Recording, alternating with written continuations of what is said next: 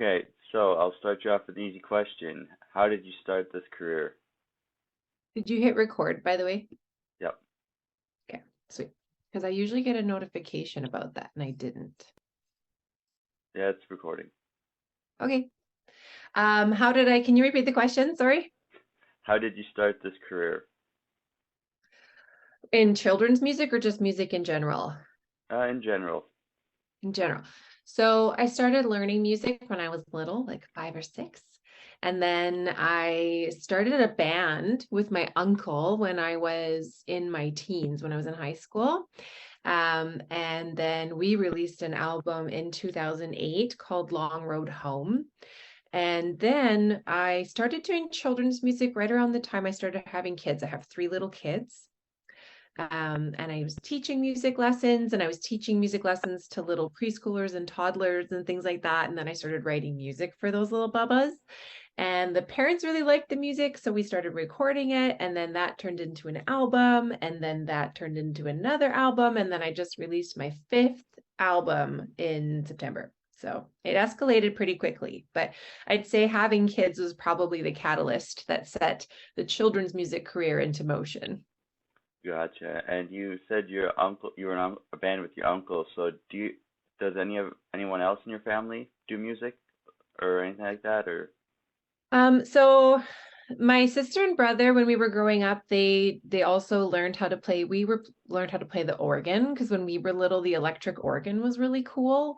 I know that seems weird now for the electric organ to be cool. Maybe it's cool again now. I don't know. But my sister and brother, they learned with me when we were little, but I don't think they do much music anymore. And my mom was musical. I don't know if does much music anymore. But my grandma and I, we used to sing together a lot, and she was really active in choir and singing. And then all 3 of my kids, without any choice of their own, had to become musical because I sing all the time. There's music. My mom used to sing all the time when I was little. Um, so now my husband is not musical, but my 3 kids and I make music together on the daily. We're just always making music together. So yeah, that's a long answer for a short question. gotcha. And so what was kind of the awakening moment that like you actually do something with going into children's music? Was it something like, well, I know I'm doing music here, but I'm just gonna do children's music and then boom. Like what kind of set that tone? I think that when I released my first album, then I realized that I wanted to make more. So when I released my first like adult rock album, I realized that I wanted to make music, that making music was just so fun. And whether or not anybody heard it was kind of irrelevant. So then when I went on to do the children's music and I realized people really liked it and wanted to listen to it and wanted more, that's what launched me into doing more. Sorry. Okay. So do you write your own songs? Absolutely, I do. Okay. Do you have a creative process when writing your songs? I do. Sorry, I'm choking on coffee today. All good. So my creative process is really weird. I write music with I have a co-writer and a producer that I make all of my Beppie music with, and his name is Justin McDonough. And so our creative process starts with me gathering all these little snippets and ideas, and they usually come from me working with my kids. I get inspired by my kids. Little things during the day just turn into songs like buying new shoes or eating a specific snack or going to an event or a birthday, all those little things that just all of a sudden become songs. Even one time we were playing a board game. I'm gonna die. Of course, I'm choking when I'm trying to answer a question. We were playing a board game, and my daughter and I were looking around the board, and we were like, okay, one more look around the board, one more look around the board. And then we just made a song for one more look around the board, one more look around the board. And then it turns over because instead of a timer, we have a song. And it's just like everything is a song. I don't know if that gives you an accurate snapshot of kind of the weirdness that happens in my house, but all those little ideas. I record them. Sometimes I wake up in the middle of the night with an idea in my head and I'll record it.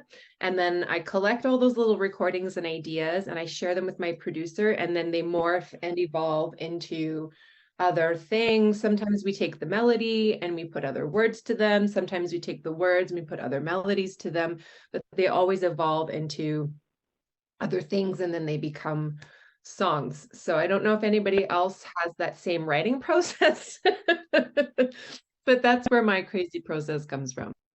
Okay, gotcha. And do you ever suffer from like a roadblock or like just like a mental block or writer's block when you're writing songs? Oh, absolutely.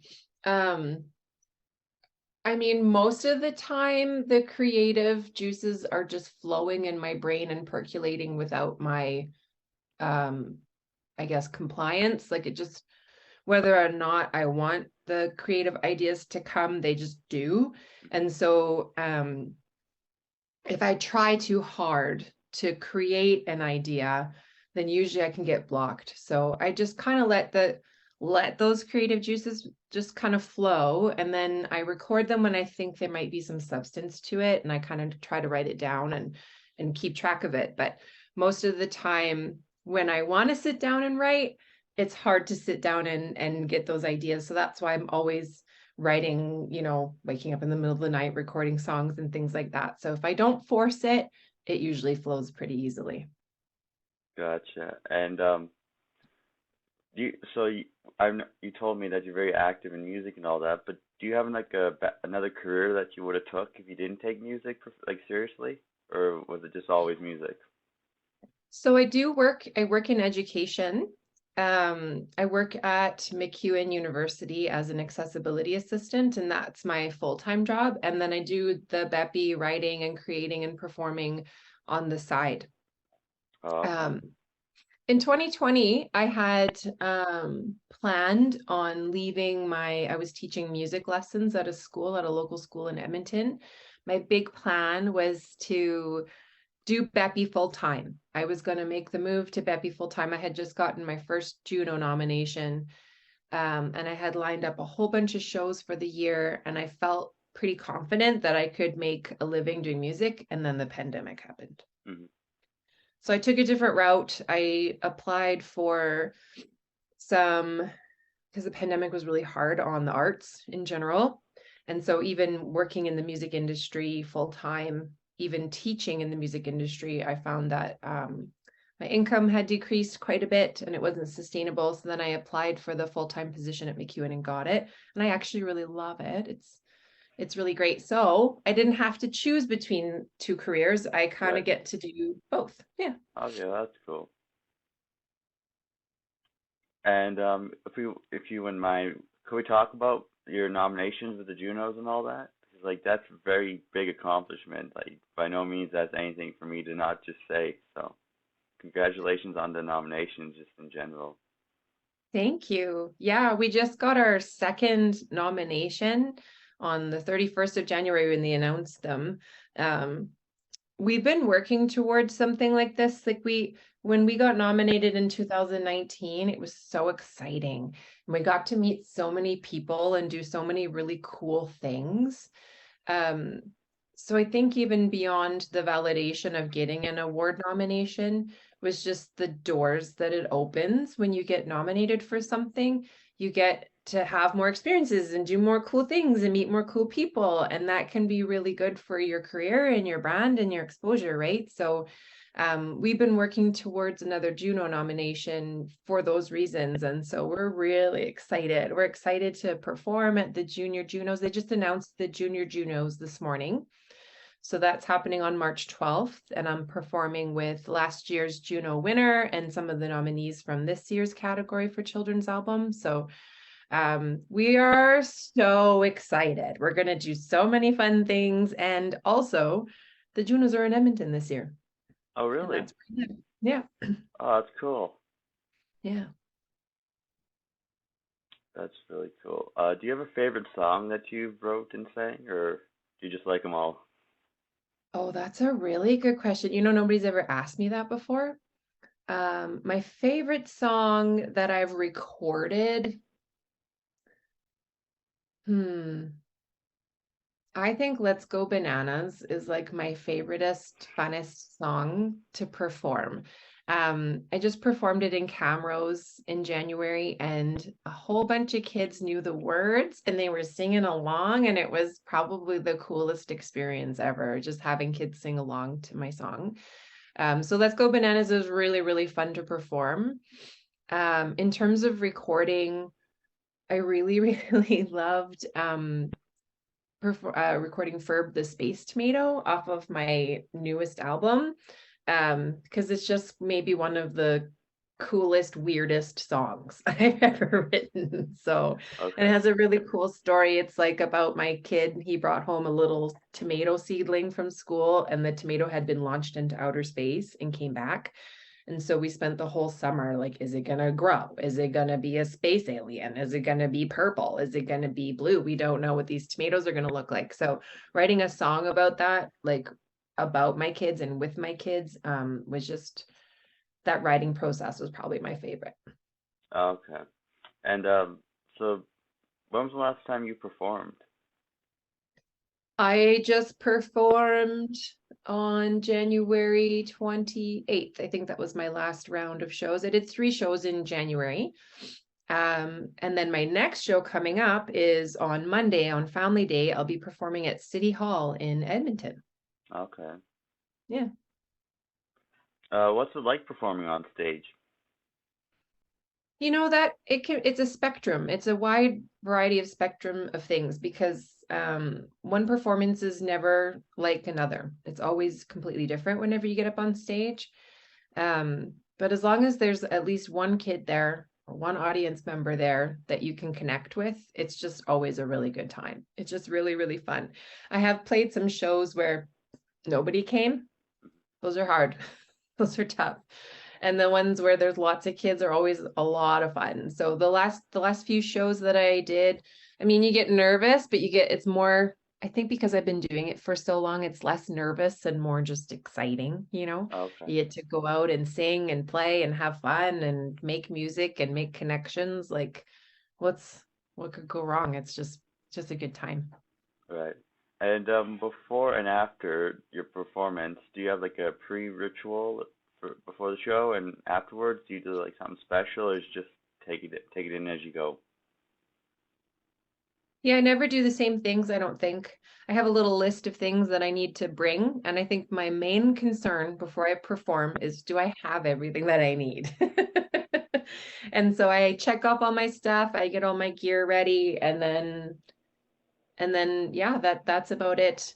Throw in a t-shirt and some jeans, make sure I got all my stuff, and go rock out. Gotcha. And do you have any regrets in your career, music career? I don't think so. I've never thought about that. Um, I think I've I've always had that mindset of just like do as much as you can. Um, so I always just try to put myself out there whenever there's a chance to put myself out there, if that makes sense. So Right. if I can apply for it, if it's the last 2 years I've had my albums on the Grammy ballots, which was pretty exciting. Even the Junos, submitting to the Junos and every grant application I can apply for. And I think this past few years, I've connected more with other artists more than I ever have before. So I actually, maybe if I could go back and change anything, I would have reached out to other artists sooner. I would have connected with other people sooner. That's what the first Juno nomination did for me in 2019, is it connected me to my community, to this children's music community that is just so vibrant and rich and diverse, and so supportive. Like everybody in the children's music genre is so, so supportive of each other and all wonderful, amazing human beings. So once I got connected with them, I just felt like I was able to go farther and push myself to new heights. So maybe my one regret is I should have done that sooner. Gotcha.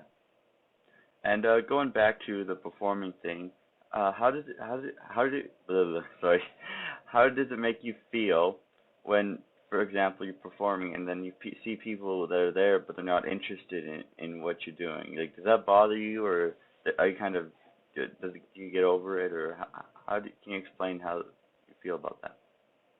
Yeah, that's a really good, thoughtful question. I think there's always going to be people who are really, really into your show, and there's going to be people who just maybe seem disinterested. Um, but I did learn a long time ago that, first of all, don't take anything personally. If you're a parent and if you're at a show with a bunch of your kids, like there could be a whole wide array of reasons why they're distracted or don't seem to be into the music, and kids are just kids. They need to have safe spaces to just be who they are. And I've also learned that kids might not show outwardly that they're experiencing or internalizing your music, but then maybe they go home and they sing all your songs, right? And I've learned that when I was teaching music, that some kids would sit in the corner and they wouldn't participate in class at all. And then they'd go home and their parents would tell me they sang your songs all week long, you know? So just I've just learned at a very, very early point in my career to go out and give it everything, and then the kids will take what they need to take. And that has nothing to do with me because I left it all out there and I just did my absolute best, right? Right. And since you mentioned that you kind of before you did your children's routine, is there any chance that you were maybe thinking about maybe doing like going under like your original name and doing some more adult songs or anything like that, or are you just kind of happy with where you are with Beppie? I think I am so busy. Mhm. I'm so, so busy. And um, I love making the kids' music, and I think I love it because there's just truly no limits other than like content. You want to make appropriate, age-appropriate content. But in terms of genre and style and themes, I feel like I have way less limits on me as a children's entertainer and performer and creator. So I love this lane that I'm in, and I think I'm not comfortable. I'm always pushing myself out of my comfort zone, but I'm happy in this lane. Um I like doing this kind of music. And I always said if it stops being fun, I'll stop doing it. Um so it hasn't stopped being fun yet. So until that happens, I don't think I'm going to change anything up. Gotcha, good answer. And one last serious question here. If you could change one thing in your life, what would it be in general? One thing in my life, like Yes. anything. Anything. Well, in I've been struggling with hip dysplasia for most of my life, so that can hinder my mobility and my performances. So I would make my hips not broken. Okay. That's a good answer. So now we're gonna switch to like a question and answer part. Basically, I just ask you some questions about you just to like get to know you better and all that. So Okay. starting off, what's your favorite color? Green. Okay, why green? You know, that's a good question. I've always just loved green. My eyes are green. I really like all shades of green, teal, aqua, anything that has green hues or tints in it. I also really love nature and gardening and being outside, so that might be why. Gotcha. And do you have a favorite animal? Elephants. Elephants. Yeah, I even have a tattoo of elephants on my wrist. Oh, that's cool. Yeah. I got that when I was 19, so I won't Oh tell yeah. you how many decades ago that was. But elephants, I always thought that they had the best qualities of humanity without any of the bad stuff. You know what Right. I mean? Yeah. Do you have any pets yourself? I don't have any pets. I did when I was little. I had a dog and two cats when I was little and fish that came and went. But my kids are allergic to animals and my husband is very allergic to cats and things. So Okay. we don't have any pets, sadly. Do you have any favorite artists or bands? Oh, I have so many favorite artists. You're gonna have to tell me which genre you want me to talk about. We'll go with the abbreviated sum of Just all of them. all of them. Um, so I really like the Arkells. I really like I just love so many bands. I love Lord Huron. I love in terms of children's music, I really love, I mean, we could be here all day. Um, I was voting for the Grammys this year, so I got to listen to like 100 children's albums or something like that. So I really, really loved Mille Caloris by Natalia. The Alphabet Rockers just won the Grammy for Children's Album of the Year, and I am obsessed with their album. And Canadian children's artists, Team TNJ's new album is fire. Um, and I really, really loved Will's Jam's new album. Sunshine and Broccoli have an amazing new album, and the Relative Minors new album is like killer. Gina Lean is amazing too. Like I could just go on. I think my love of music um, is just so broad, and I'm always listening to music and always wanting to hear more. So asking me what my favorite music is when your music is air, like music is like air for me. So it's hard to answer that one. Okay, well, you did a pretty good job of doing it. Yeah. Do you have any like hobbies or activities you like to do when you're not like teaching or performing or writing songs? What do you do in your free time? In my free time, I mean, I really love playing hockey. I had to stop for a little while because of my hip dysplasia, but I'm hoping to get back in the next few months here if I can. So I like to play hockey. I'm a mom of three little kids, so I love to watch my kids play hockey and do all of their activities and things like that. So, and I just like to spend time with my family. We play a lot of board games and stuff too. Okay. Do you watch any TV and movies, and do you have any favorites? Oh yeah. Well, when I'm not too tired to stay up, I watch my family and I have really been into The Mandalorian, and we're really excited that the new season is coming out on March 1st. Okay. And so for this next part, I'm gonna give you the floor. So if you want to shout out anyone, say anything, the floor is yours. Oh man, shout out. Actually, I do want to send out a shout out to my husband, who dressed up like an inflatable chicken at my last concert and made quite a splash. He also dressed up like an inflatable dinosaur, so that was really fun. Um, and we're really excited about the Junos, but I'm not going to make him dress up like an inflatable anything for Okay. for the Junos. It's going to be fun, but yeah, I think he deserves a shout out. Okay. And anything else you'd like to say? I think that's it. I think we covered a lot of stuff. We got some exciting stuff coming up at the Junos. The Junior Junos are happening on March 12th. You can get tickets, they're free.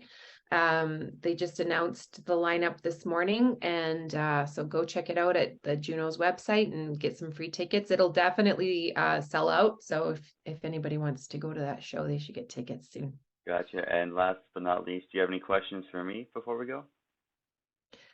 I guess I was looking at your YouTube channel. What kind of artists do you like to interview? And would you like to interview any of my children's music friends that I interview on my blog? Of course. I mean, my whole point of doing this is just to show recognition and try to put out and let people know that like there's some people just because you're not like nationalized that they still produce good music. I like the under the radar. I like the people that no one listens to because they still do the same music. It's just that they're not publicly recognized all over the world. And Yeah, I like to interview just whoever will let me interview them. I don't have a specific genre. I don't have a specific follower limit. Like some people, you need to have so much clout. I don't care about that. This is just like a fun hobby for me. So it doesn't matter. I'll interview anyone as long as they're willing. awesome. Awesome. That's exciting. Well, this was really fun. Thank you for interviewing me. Well, thank you for letting me interview you and doing this because I had a blast. Okay, thank you so much for everything, and hopefully we'll talk soon. Okay, thanks, Dylan. Bye. Bye.